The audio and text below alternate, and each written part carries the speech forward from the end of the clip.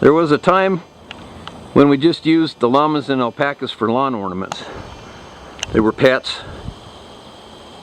And one day we discovered the benefits of using them for their beneficial manure in the gardening areas.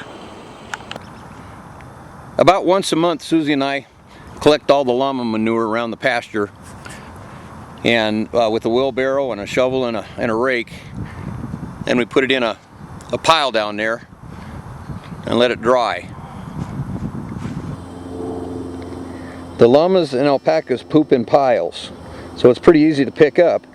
The problem is, it comes out in the form of pellets. And the only way to really use it in any short amount of time is to figure out a way to break it down, so that's where the chipper shredder comes in. It's the fastest way I know how to do it, and it works fantastic.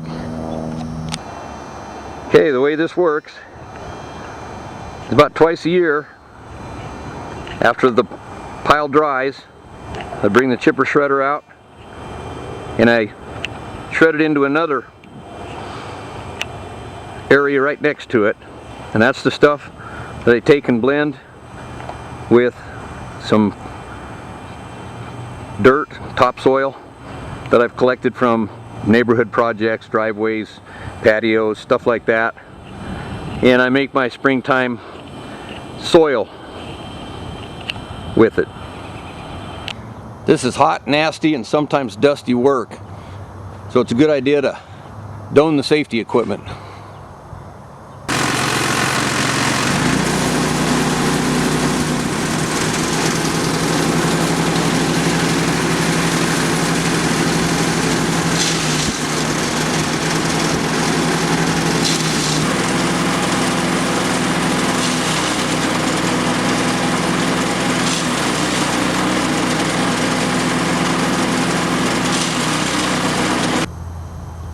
Alrighty, well, I put a pretty good dent in it. The stuff that's left is stuff that was frozen this winter, so there's still a lot of moisture in it. But I got a pretty good pile, spent a couple hours on it. This is some really good stuff. It's got a lot of organic material in it, some leaves and some sticks and some ground up paper and whatever else we put in there through the winter from the property.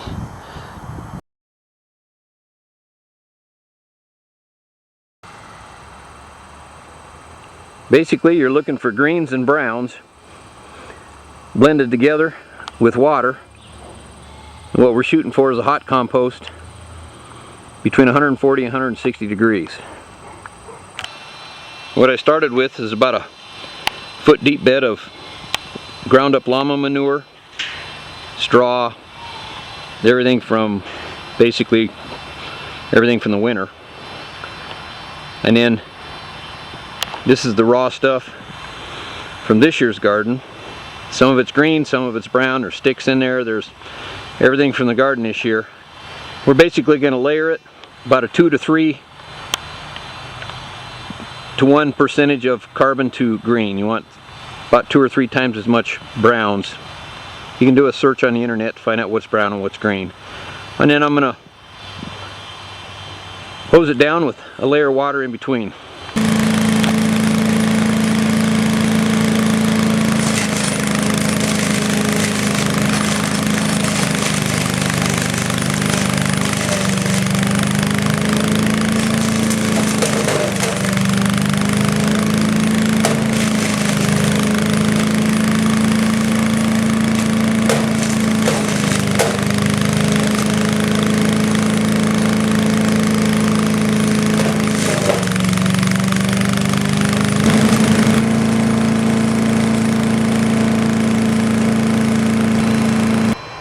Okay, that's pretty much going to be it for today. We put a pretty good dent in it. I'm going to leave the rest of this, mostly brown stuff, llama manure, straw, it's all dried.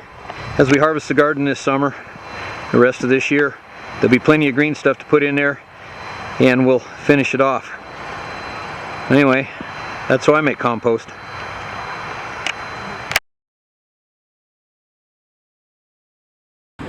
Oh, it's looking pretty good. It's like we got the right combination of everything in there, moisture, greens, and browns. I don't know if you can see this or not. We're sitting at 150 degrees internally. That's exactly where we want to be. That'll help kill all the seeds and